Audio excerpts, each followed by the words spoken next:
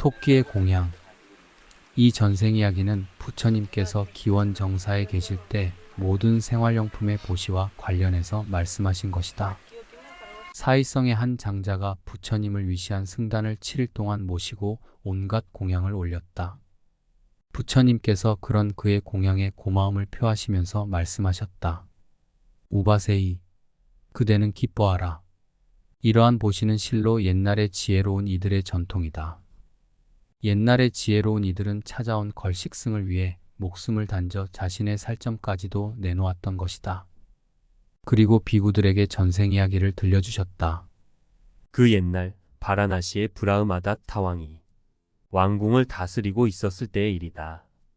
그 왕국에는 산악이 울창해 있었고 한편에는 강이 그리고 또 한편에는 변두리 마을이 있었다. 울창한 숲에는 토끼와 원숭이 들개 그리고 수달들이 사이좋게 지내며 살고 있었다. 그들 4마리는 지혜로운 이들로서 함께 살면서 낮에는 자기 자신의 먹이터에서 식사를 하고 저녁에는 함께 모였다. 토끼는 가장 품성이 너그러워서 3마리 친구들에게 진리를 가르쳤다. 보시를 행하고 계율을 지키며 포사를 행하기를 실천해야 한다. 그리고 다른 3마리에게 계율을 주면서 법을 설하였다. 그 3마리는 토끼의 계율을 잘 듣고서 각자가 거처로 하는 숲에 들어가 살고 있었다. 이렇게 시간은 흘렀다. 그러던 어느 날 토끼는 하늘의 달을 살피다가 내일이 포사를 하는 날임을 알고 다른 3마리에게 말하였다. 내일은 포살일이다.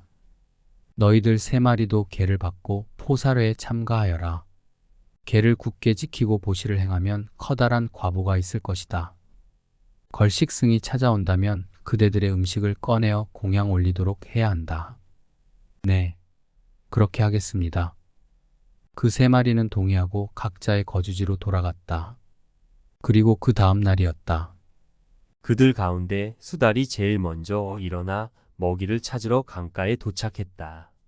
그런데 그 무렵 어느 어부가 7마리의 빨간 물고기를 낚아올려 덩굴풀로 꿰어 강가 주위에 모래로 덮어 숨겨둔 뒤 물고기를 잡으러 내려갔다. 수달은 냄새를 맡고 모래를 파헤쳐 물고기를 찾아내 끌어내고는 이것의 주인이 있습니까? 하고 3번 소리쳤다. 그러나 그 주인이 나타나지 않으므로 덩굴을 입에 물고 가져와 자기가 거처하는 숲에 두고 때가 되면 먹기로 하고 자신의 개를 반성하고는 잠들었다. 들개도 나가서 먹이를 찾아다니다 논지기의 오두막에서 2묶음의 고기와 도마뱀과 우유 1병을 발견하고 이것의 주인이 있습니까? 하며 3번 외쳤다. 그러나 그 주인이 나타나지 않으므로 우유병 끈을 목에 걸고 고깃덩이와 도마뱀은 입에 물고 돌아와 자신의 거처인 숲에 두고 때가 되면 먹기로 하고 자신의 개를 반성하고는 잠들었다. 원숭이도 또한 삼림의 나무숲에 들어가 망고 열매를 갖고 돌아와 자신의 거처에 두고 때가 오면 먹기로 하고 자신의 개를 반성하면서 잠들었다. 그런데 토끼는 자신의 숲에 누워서 생각하였다. 때가 되면 나가서 쿠사 풀을 먹자. 나에게로 온 걸식승에게 풀을 내어줄 수는 없다. 내게는 홈 하나 쌀도 없다. 만일 걸식승이 나를 찾아온다면 내 몸을 내어주어야겠다. 그의 계율의 열기로 인해 제석천의 황백색 모포와 같은 도리자가 달아올랐다. 그 원인을 알아채고 토끼왕을 시험해 보고자 생각하여 처음에는 수달이 사는 곳으로 가서 바라무니 모습으로 변하여 서 있었다. 수달이 물었다. 바라무니여, 무엇 때문에 서 계십니까?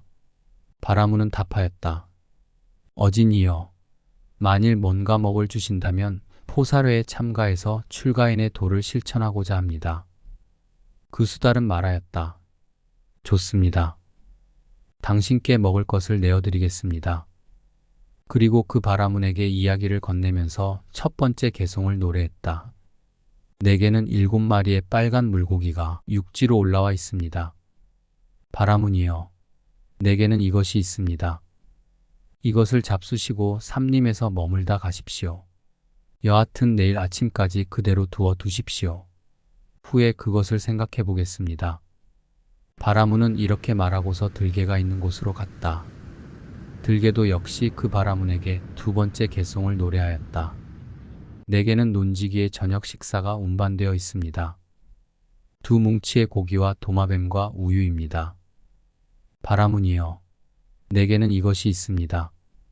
이것을 잡수시고 삼림에서 머물다 가십시오. 바라문은 말하였다. 어쨌든 내일 아침까지 그대로 두어 두십시오. 후에 그것을 생각해 보겠습니다. 그리고 이어서 원숭이 있는 곳으로 갔다. 그 원숭이도 또한 흔쾌히 답하였다. 좋습니다. 내어드리겠습니다. 그리고 이어서 그 바라문에게 세 번째 개송을 노래하였다. 망고 열매와 차가운 물, 그리고 기분 좋은 나무꾼을. 바라문이여, 내게는 이것이 있습니다. 이것을 잡수시고 삼림에서 머무십시오.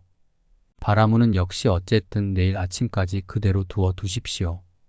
후에 그것을 생각해 보겠습니다. 라고 말하고 현명한 토끼가 있는 곳으로 갔다. 그 토끼에게서도 무엇 때문에 서 계시는 겁니까? 하는 물음을 받자 똑같은 대답을 하였다. 바라문의 대답을 듣자 토끼는 마음에 기쁨이 가득 차올랐다. 바라문이여, 당신이 먹을 것을 구하러 제가 있는 곳에 오셨다니 참으로 잘 되었습니다.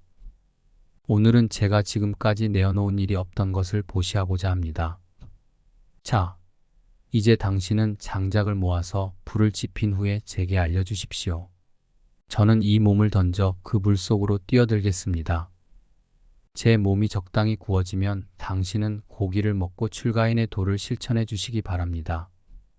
이렇게 말하면서 그 바라문에게 네 번째 개송을 노래하였다. 토끼에게는 참깨도 없고 콩도 없으며 쌀도 없습니다. 이 불로 적당히 구워진 저를 잡수시고 삼림에서 묵고 가십시오. 제석천인 바라문은 그의 말을 듣고 자신의 신통력으로 활활 타오르는 불을 만들어 토끼에게 알렸다. 그 토끼는 닷밥 풀로 만든 침상에서 일어나 그 불이 있는 곳으로 가서 이렇게 말하였다. 만일 내 몸의 구멍에서 사는 것이 있다면 그것들은 죽어서는 안 된다. 그리고 나서 몸을 3번 흔들고 온몸을 보시하기 위해 기쁜 마음으로 타오르는 불 속으로 떨어졌다. 그런데 그 불은 토끼의 털구멍 하나조차도 태울 수가 없었다. 마치 눈 속으로 떨어진 것과도 같았다. 그러자 그는 제석천인 바라문을 향하여 물었다. 바라문이여, 당신이 지핀 불은 너무나 차가워 내 몸의 털구멍조차도 태우지 못합니다. 이는 대체 어찌 된 일입니까? 어진이여, 나는 바라문이 아닙니다. 제석천입니다. 당신을 시험하기 위해 내려왔습니다. 제석천이시여, 당신은 차치하고라도 설사 모든 중생이 저의 보시를 시험해 본다 해도 제가 보시를 꺼려하는 경우는 절대로 없을 것입니다. 토끼는 말하였다. 그러자 제석천은 그 토끼를 찬양하며 말하였다. 현명한 토끼여, 그대의 덕이 영겁토록 세상에 널리 알려지이다. 그리고 이어서 산을 압축시켜 산의 즙을 짜내어 달의 표면에 토끼의 모습을 그려넣고 나서 토끼를 불러 그 삼림에서 자라는 싱싱한 닷밥 풀 위에 그를 누이고 자신은 신의 거처로 되돌아갔다. 그 4마리의 현명한 이들은 서로 의좋고 화기애애하게 지내며 계를 실천하고 포사랭을 실천하여 각자의 업에 따라 전생하였다. 부처님께서 이렇게 전생 이야기를 들려주신 후에 진리를 설하셨다. 그러자 그 장자는 예류과에 도달하였다. 부처님께서 이어서 말씀하셨다. 그때의 수달은 지금의 아난다였다. 들개는 목걸련이고 원숭이는 사리불이었다. 그리고 몸을 불태웠던 토끼는 바로 나였다. 본생경 자타 가 316